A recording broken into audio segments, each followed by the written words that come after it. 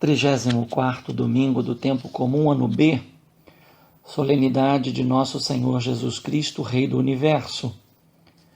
Primeira leitura, Daniel 7, 13 a 14. Salmo responsorial, Salmo 92. Segunda leitura, Apocalipse 1, 5 a 8. Evangelho, João 18, 33b a 37. Qual é o significado dessa solenidade? Se considerarmos atentamente a Epifania, a Páscoa e a Ascensão, já são solenidades que exaltam a soberania de Jesus Cristo no nosso mundo. Então, por que uma solenidade específica sobre essa majestosa soberania? A origem remonta ao Papa Pio XI, que instituiu a festa em 1925 e era celebrada no domingo que antecedia a solenidade de Todos os Santos.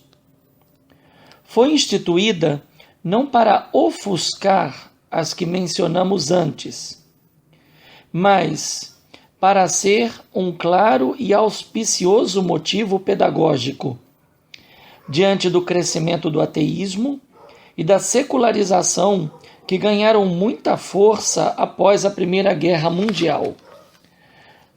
A intenção do pontífice era a de afirmar a divina soberania de Jesus Cristo sobre as instituições humanas e sobre o próprio ser humano, criador dessas instituições, muitas vezes injustas. É significativo lembrar que em Roma, entre 1920 e 1934, foi construída uma grande igreja dedicada ao Sagrado Coração de Jesus, ao Sagrado Coração de Cristo Rei. Ainda em construção, o Papa Pio XI a erigiu paróquia em 1926 e em 1965 o Papa Paulo VI deu à paróquia de Cristo Rei o título cardinalício, passando ao status de basílica menor. Esta basílica pertence aos sacerdotes do Sagrado Coração de Jesus, os deonianos. Cito esse fato para mostrar o empenho da Igreja em devolver a Jesus Cristo a centralidade e a soberania sobre as instituições humanas. A dinâmica pedagógica aludida foi tão marcante que o próprio Mussolini quis intervir na arquitetura da Igreja.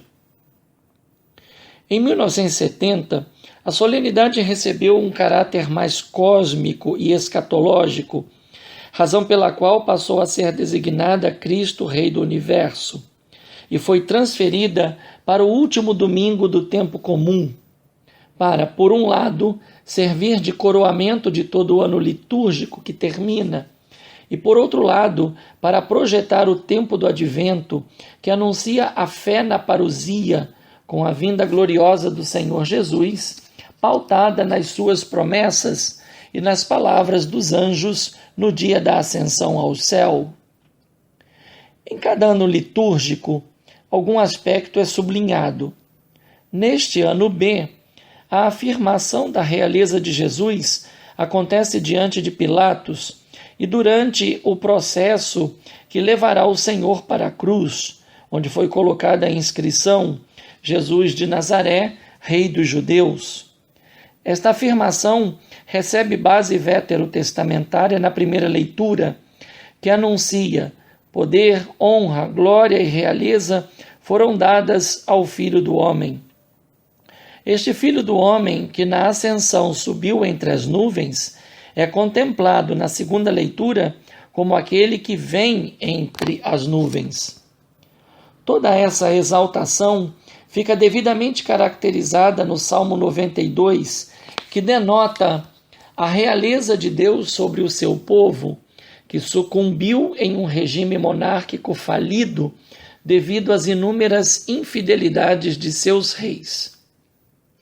O livro de Daniel está ambientado durante o exílio em Babilônia, embora tenha sido escrito durante os conflitos com o helenismo despótico e soberbo praticado por Antíoco IV Epífanes. E esta situação não era muito diferente nos tempos de Jesus e ainda perdura em nossos dias.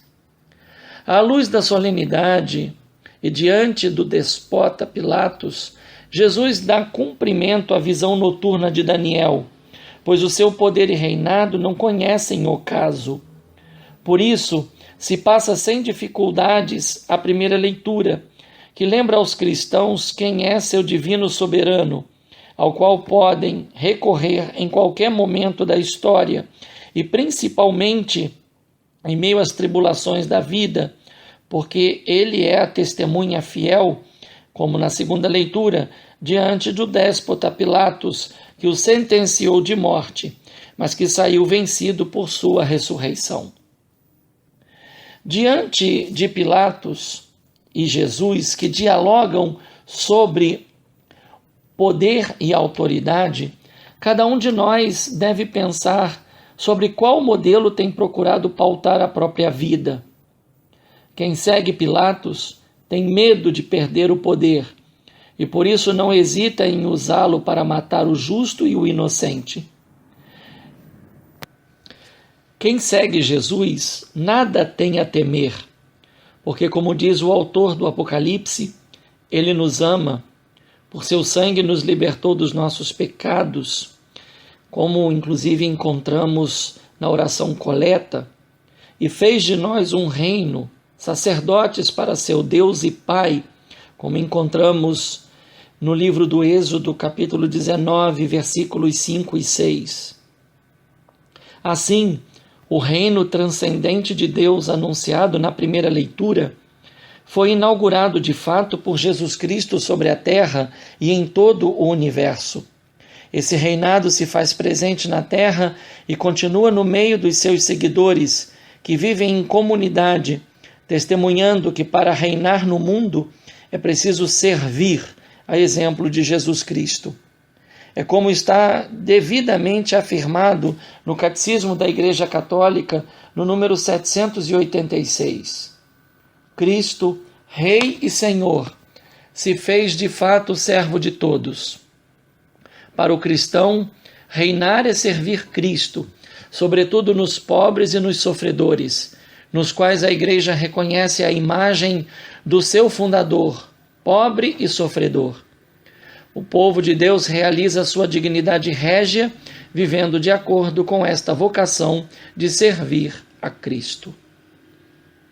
Que a solenidade de nosso Senhor Jesus Cristo, Rei do Universo, não seja apenas uma, abre aspas, aventura litúrgica, fecha aspas, que nos permite concluir o ano B de 2018, mas que seja um forte convite a examinar nossa vida, a fim de perceber o quanto cada um de nós tem de fato permitido que a obediência a Jesus Cristo e ao seu Evangelho seja o sinal vivo da sua soberania e do seu reinado acontecendo